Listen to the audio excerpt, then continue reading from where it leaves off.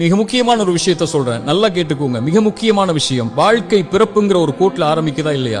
அந்த பிறப்புங்கிற கோட்ல ஆரம்பிச்ச மாதிரியே மறுபடியும் மரணம்ங்கிற அதே கோட்ல வந்து முடியும். பிறக்கும் போது எப்படி ஒண்ணும் இல்லாம வந்தானோ அது போல மரணிக்கும் போதும் ஒண்ணுமே இல்லாம எல்லாத்தையும் விட்டுட்டு போயிடுவான். அவனுடைய செல்வம், சொத்து, குடும்பம், குழந்தை எல்லாத்தையும் விட்டுட்டு ஒண்ணும் இல்லாம பிறந்தது மாதிரியே போய் சேர்ந்துருவான்.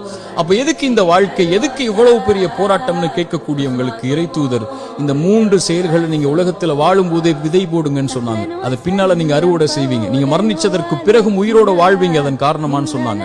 அந்த 3 விஷயம் என்ன தெரியுமா? முதல் விஷயம், இறைவன் உங்களுக்கு செல்வம்னு ஒண்ணு கொடுப்பான், அது பிறருக்கு இந்த உலகத்திலேயே கொடுத்து உதவுங்க. அதன் மூலமாக ஒருவன் பலன் பெற்றிருந்தால், அதன் மூலமாக இன்னொருவன் பலன் பெற்றிருந்தால் அந்த தொடர் நன்மை உங்களுக்கு வந்தடையும்னு சொன்னாங்க.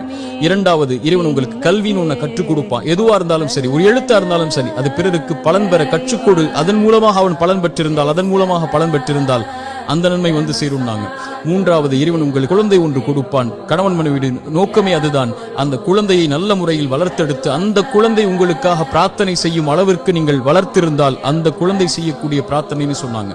அப்படி நல்ல குழந்தைகளை இந்த பூமியில் இருந்து மரணிப்பதற்கு முன்னதாக வளர்த்தெடுப்பதும் சொன்னாங்க.